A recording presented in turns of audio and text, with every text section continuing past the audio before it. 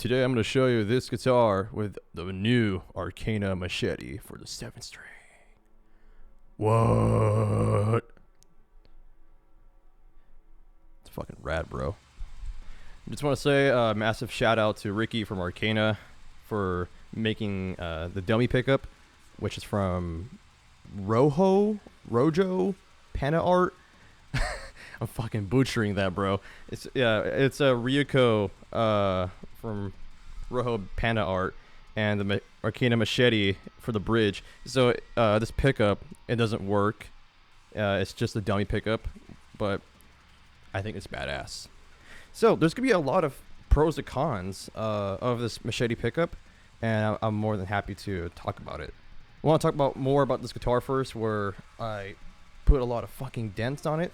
I got it used because who can afford a new guitar nowadays? I had a chip right here, and when I first bought it, they tried to paint it off with black paint, and it didn't look that great. And I was like, you know what? That's fine. You know, I don't mind. It's not gonna bug me.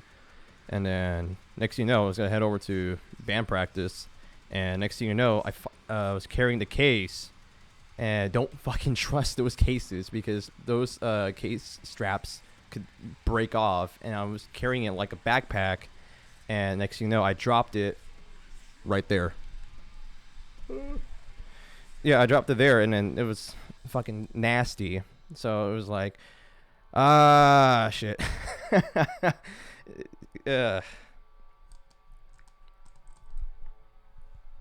Yeah, I was not happy that day, but I still brought it to practice and jammed that day and cool shit like that. And then I realized, you know what? Now it's the time to give it a nice retouch for this guitar. I've always wanted the army green Zyphos, like the 27 fret Zyphos, but that's like out of reach, and there's no way I can just spend like $1,500. Like when you look at Reverb, or I think there was one at Guitar Center, but yeah, I don't have money. No one has money these days.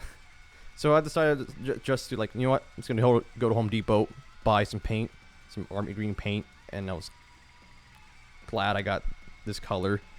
And yeah. However, I did not do a great job with the paint. Maybe from the camera there, it's hard to tell, but once you're like in person, like you see like, oh, what the fuck? Like some fuck ups there.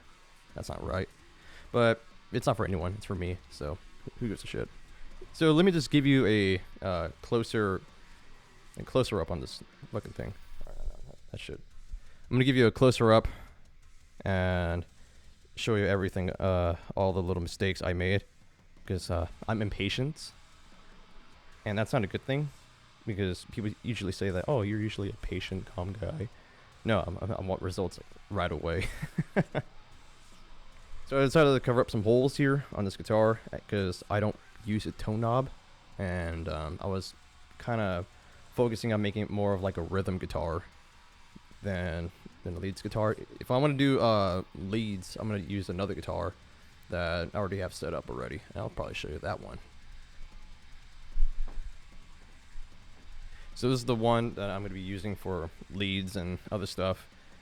This one has the Seymour Duncan Black Winter and a DiMarzio, it's the Day Verification pickup, the Occult Classic. That's what it's called.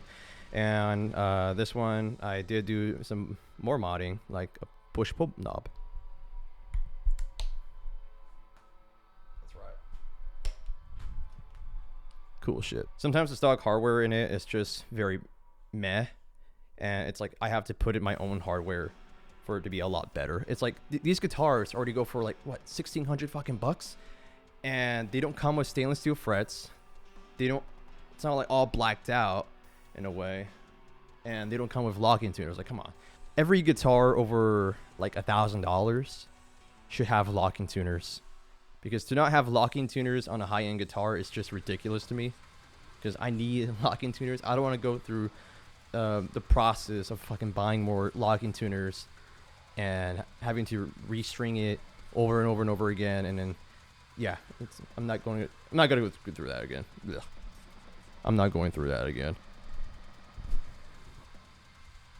But overall, yeah, this guitar looks fucking rad, bro. Like, it's black with a red pickup. with more red hardware. I would love to put in a Godo or a Floyd in it, but I can't because Ibanez loves to do their own thing.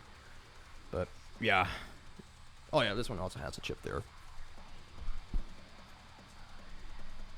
So yeah, and you might be like, well, Mr. John Zythos, what does it sound like? Well, I'm glad you asked, because I'm going to show you the rig I'm going to be running through my Jesus cabinet. It's not a Jesus cabinet, it's just a Harley Benton cabinet with Jesus speakers in it. With a Seymour Duncan power stage, Audix i5 microphone. I just placed it whatever, because I don't want it sounding too bright. They're bright sounding speakers. They're great speakers, don't get me wrong, but they're a bit bright sounding for me right now.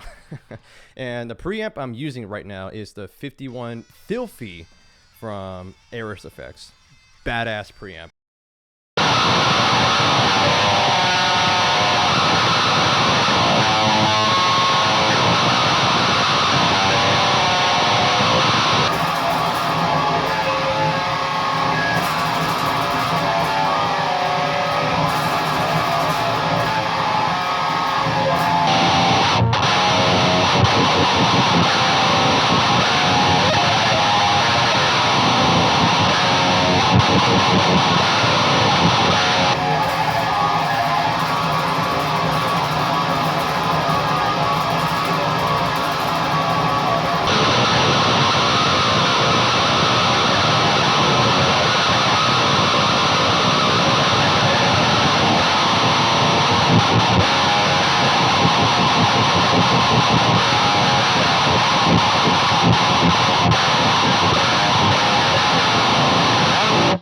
Next up, I'm going to show you some leads when I play through this guitar, and that way you guys can get a better understanding. I'm going to change out the distortion pedal to a Lick Larm Total Distortion Worship pedal. That's a long fucking name for a pedal. But yeah, I'm going to use that one for leads, so that way you guys can get a better understanding how this pickup would sound through leads if you were to play solos, some lead sections, if you were to use this Machete pickup from Arcana.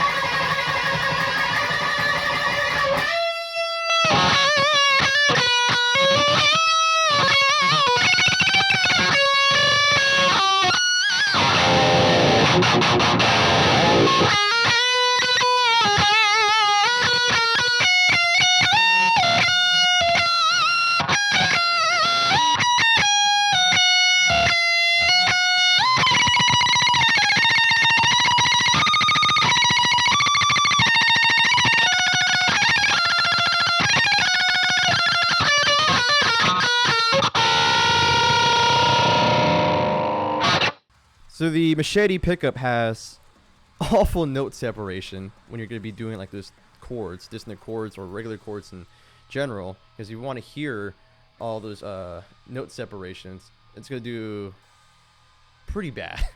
But overall, who is this pickup for? This pickup is for guitarists who want a brutal rhythm tone.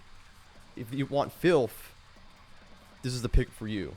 If you don't care about note clarity, this is the pickup for you. If you just want filth, you get this pickup.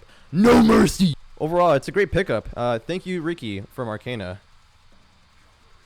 Love you, bro. Now you might be wondering, how does it sound in a mix? Well, I'm glad you asked that, because I'm going to show you right now.